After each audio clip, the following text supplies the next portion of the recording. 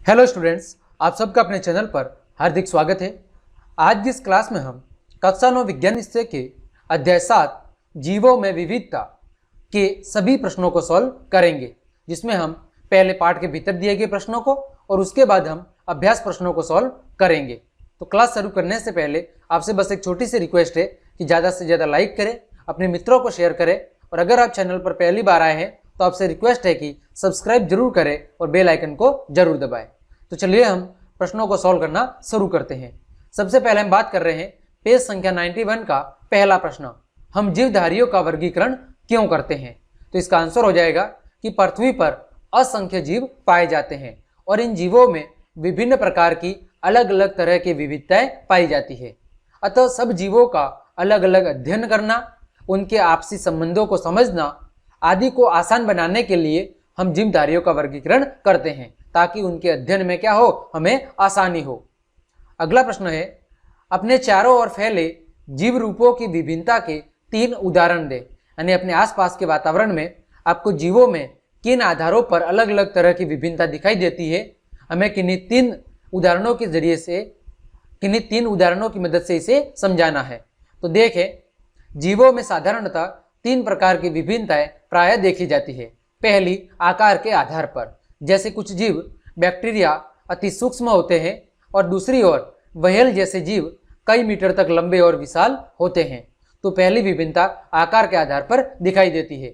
दूसरी बात करें जीवन काल कि कुछ जीवों जैसे मच्छर और छोटे कीटों का जीवन काल बहुत ही न्यून होता है, वही पेड़ पौधों का जीवन काल सैकड़ों वर्षों तक होता है। तो हमें दूसरी विभिन्नता उनके जीवन काल के आधार पर दिखाई देती है। तीसरी विविधता रंग के आधार पर कि कुछ जीव रंगहीन होते हैं और कुछ जीव विभिन्न आकर्षक रंगों वाले पाए जाते हैं। तो इस प्रकार साधारणतः हमारे आसपास के वातावरण में हमें 3 प्रकार की विभिन्नता वाले जीवों में 3 प्रकार की विभिन्नता जीवों में दिखाई देती है। ठीक है, अगला प्रश्न है पेज संख्या 92 का पहला प्रश्न, जीवों के वर्गीकरण के लिए सर्वाधिक मूलभूत लक्षण क्या हो सकता है, उनका निवास स्थान या उनकी कोशिका संरचना। तो इसका आंसर हो जाएगा कि जीवों के वर्गीकरण के लिए उनकी जो कोशिका संरचना है वो सर्वाधिक मूलभूत लक्षण होता है, उनका निवास स्थान सर्वाधिक मूलभूत लक्षण नहीं है। ठीक है, कोशिका संरचना के आधार पर संपूर्ण जीवों को 2 वर्गों में बांटा गया है। कितने वर्गों में? 2 वर्गों में। पहला प्रोकैरियोटी जीव यानी असीम केंद्रकीय, ठीक है, और दूसरा यूकैरियोटी जीव जिसे ससीम केंद्रीय जीव भी कहा जाता है। ये किसके आधार पर बांटे गए हैं? कोशिका संरचना के आधार पर। ठीक है, प्रोकैरियोटी जीव और यूकैरियोटी जीव। अगला प्रश्न देखें, जीवों के प्रारंभिक विभाजन के लिए किस मूल लक्षण को आधार बनाया गया।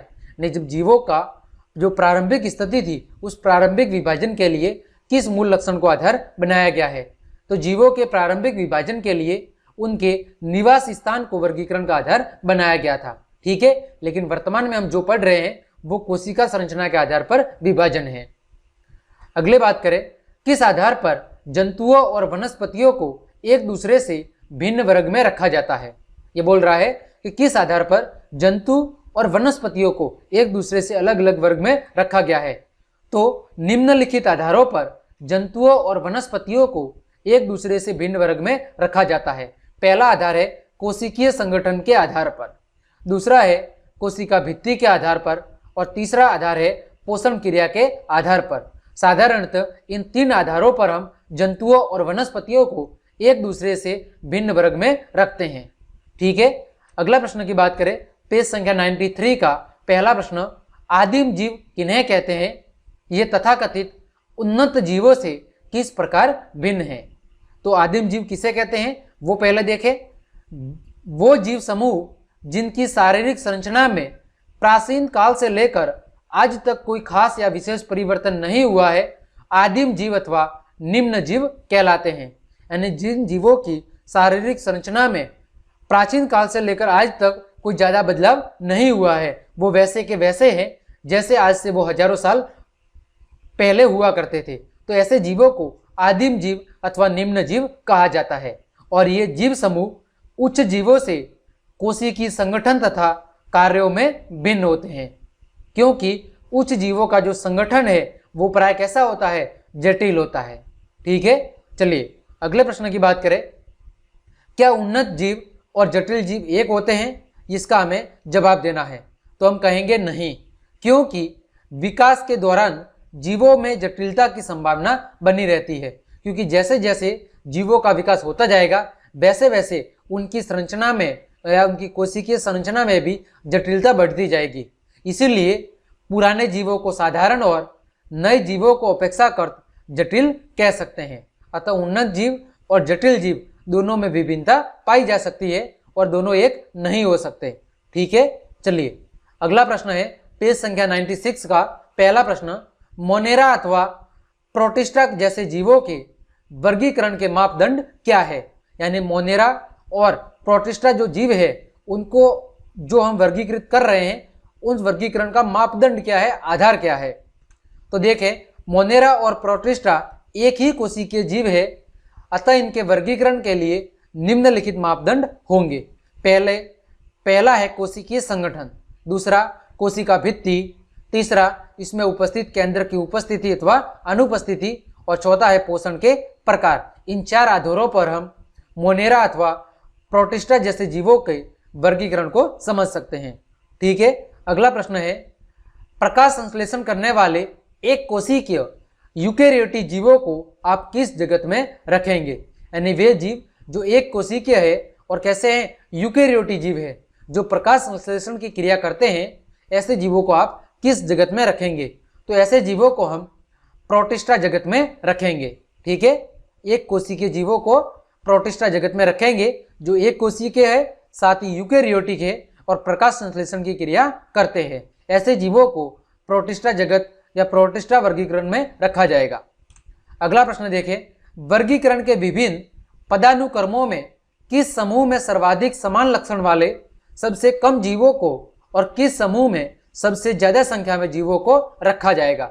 ठीक है, तो इसका उत्तर हो जाएगा कि सर्वाधिक समान लक्षणों वाले सबसे कम संख्या वाले वर्ग को जाति अथवा स्पीसीज कहते हैं, क्योंकि वर्गीकरण में यह निम्नतम स्तर पर है, जबकि सर्वाधिक संख्या वाले और समूह की, ठीक है, यानी सर्वाधिक संख्या वाले समूह को हम क्या कहेंगे?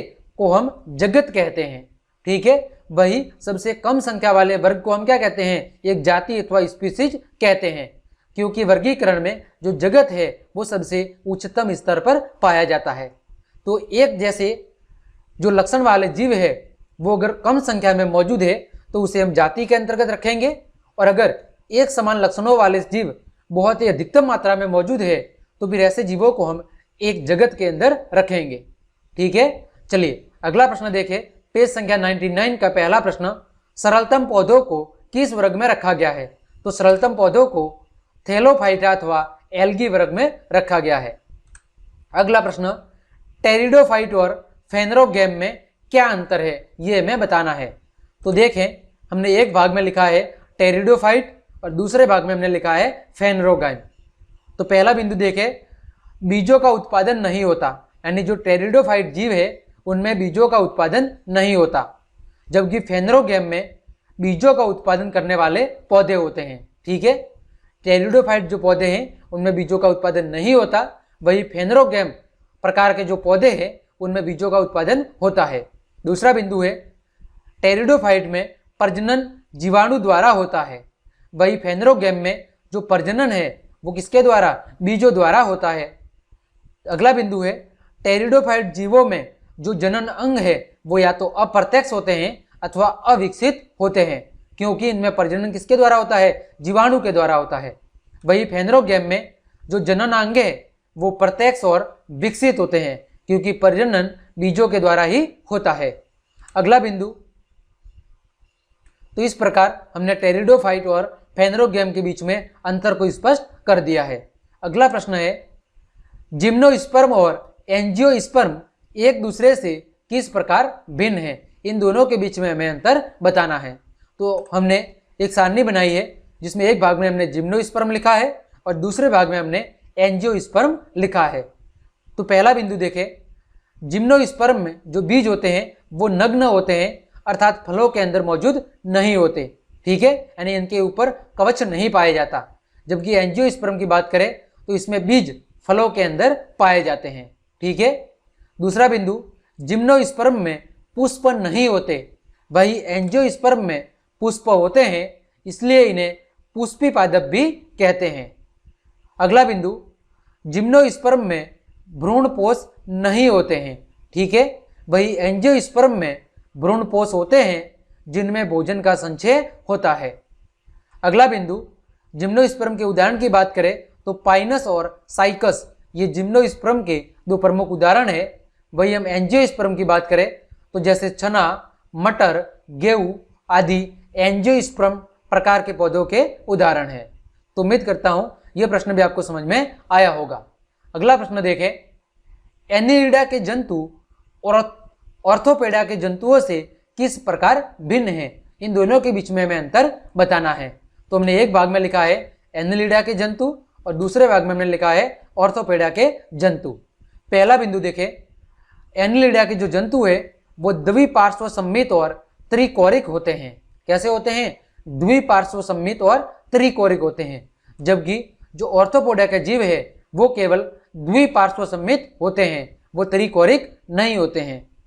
अगला, इनमें असली देह गुहा पाई जाती है, यानी जो एनिलिडा प्रकार के जीव है उनमें असली देह गुहा पाई जाती है, जबकि ऑर्थोपोडा प्रकार के जो जंतु है उनमें देह गुहा रक्त से भरी हुई होती है। अगला बिंदु, एनिलिडा जीवों में इनमें जुड़े हुए पैर नहीं होते, यानी पैर आपस में जुड़े हुए नहीं होते। वही ऑर्थोपेडा जीवों में पैर आपस में क्या होते हैं? जुड़े हुए होते हैं, यानी पैर ऊपर वाले भाग में जहां से शुरू होते हैं वहां से दोनों जुड़े होते हैं। अगर हम एनिलिडा प्रकार के जंतुओं की बात करें जैसे केचुआ हो गया, जौक हो गया, ये एनिलिडा प्रकार के जंतु है। वही ऑर्थोपेडा के उदाहरण की बात करें तो जैसे बिच्छू हो गया, मकड़ी हो गया, ये ऑर्थोपेडा प्रकार के जंतु है। तो इस प्रकार हमने एनिलिडा और ऑर्थोपेडा प्रकार के जंतुओं में अंतर को समझा। अगला भी प्रश्न देखें, जल स्थलचर और सरीसृप में क्या अंतर है, हमें ये बताना है। तो देखें, एक भाग में हमने लिखा है जल स्थलचर और दूसरे में हमने लिखा है सरीसृप। तो देखें, पहला बिंदु, जल और थल दोनों में रहते हैं और उभयचर कहलाते हैं, यानी जो जल स्थलचर जीव है वो जल में भी रह सकते हैं और थल यानी पृथ्वी पर भी रह सकते हैं, और इसी कारण इन्हें क्या कहता है? उभयचर कहा जाता है। वही जो सरीसृप है वो सरीसृप कुछ जल में तो कुछ थल पर रहते हैं, परंतु ये उभयचर नहीं होते हैं, ठीक है। यानी ऐसा नहीं है कि एक सरीसृप जल में भी रहेगा और धरती पर भी रहेगा, ऐसा संभव नहीं है। या तो कुछ सरीसृप जल में ही रहेंगे और जो जल में रहेंगे वो थल पर नहीं रह सकते, और जो थल में रहेंगे वो जल में नहीं रह सकते, इस कारण उन्हें उभयचर की श्रेणी में नहीं गिना जाता। अगला बिंदु, जो जल स्थलचर है वो जल में अंडे देते हैं और अंडे कठोर कवच से ढके हुए नहीं होते, ठीक है। ये अंडे कहाँ देते हैं? जल में, लेकिन ये अंडे की जो ऊपरी सतह है वो कठोर कवच से ढकी हुई नहीं होती। वही हम सरीसृप की बात करें तो ये जल से बाहर जमीन पर अंडे देते हैं और अंडे कठोर कवच से ढके हुए होते हैं, ठीक है। अगली बात करें जल स्थलचर की, तो इसमें जो श्वसन प्रक्रिया है वो गिल्स, त्वचा और फेफड़ों के माध्यम से होती है।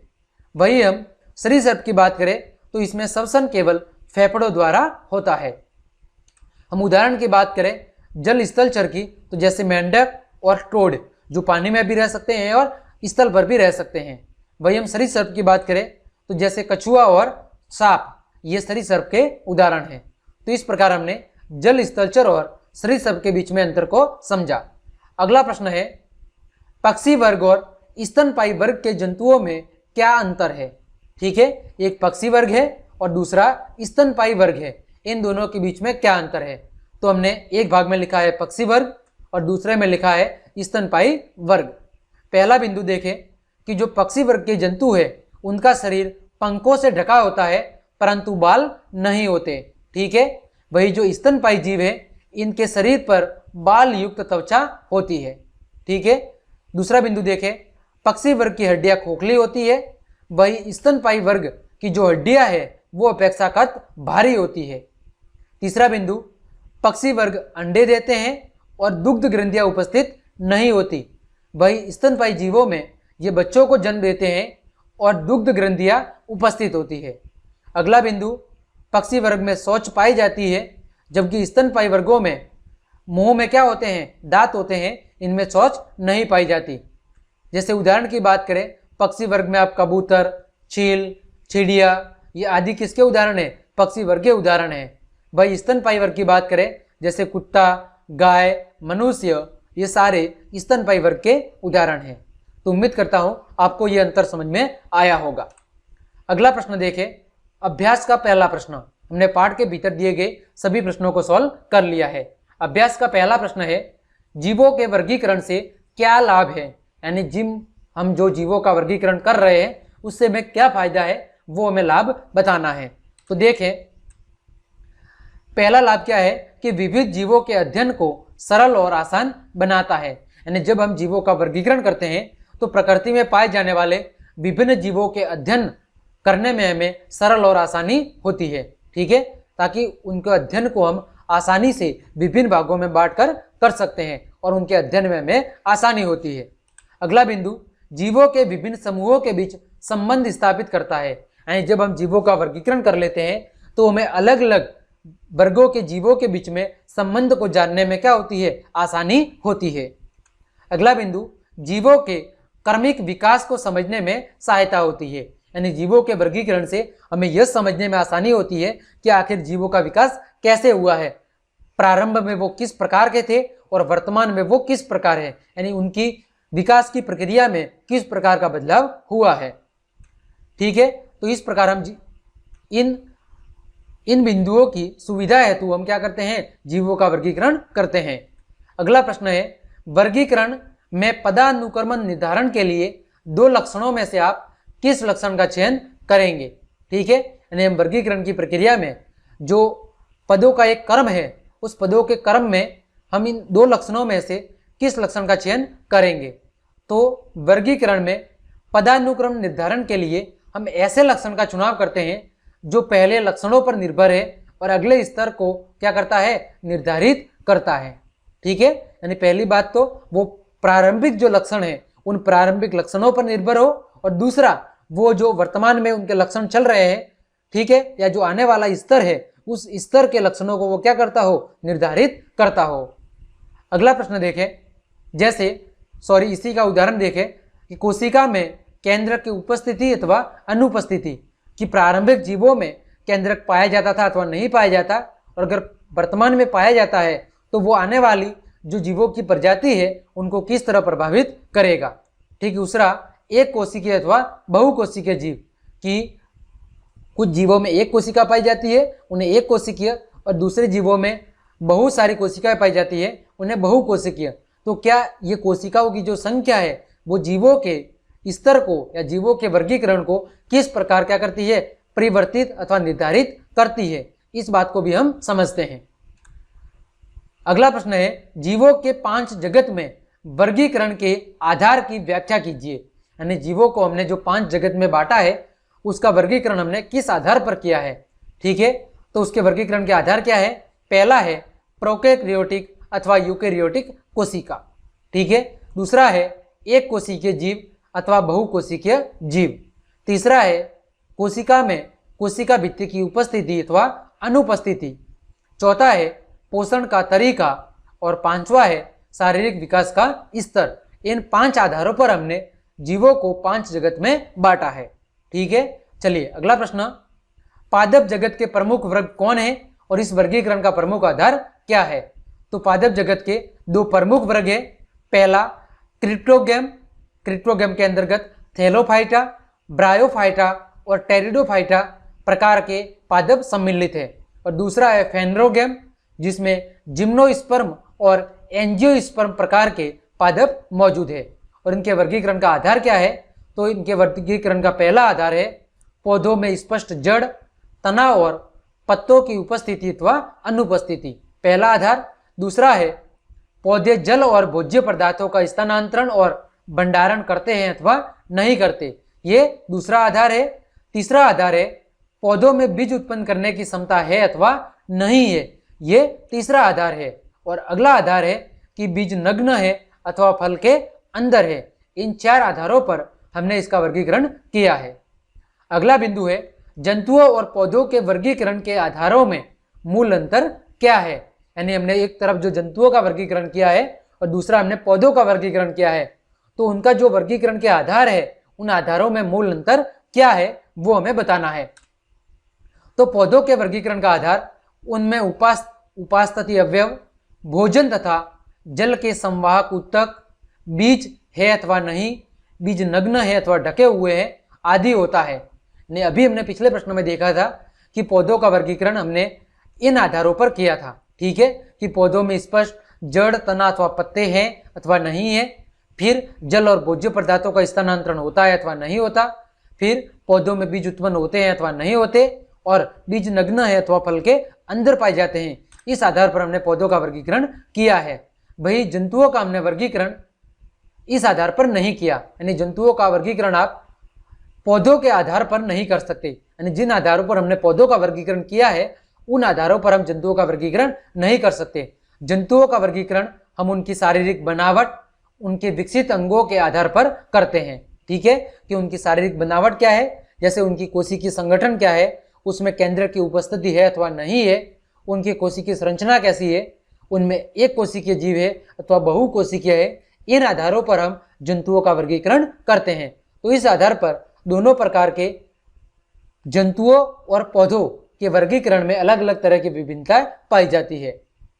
अगला प्रश्न देखें, वर्टीब्रेटा या कशेरुक प्राणी को विभिन्न वर्गों में बांटने के आधार की व्याख्या करें, यानी कशेरुक प्राणी को किस आधार पर विभिन्न वर्गों में बांटा जा सकता है। तो वर्टीब्रेटा को उप समूहों में फिर से विभाजित करने के लिए इनको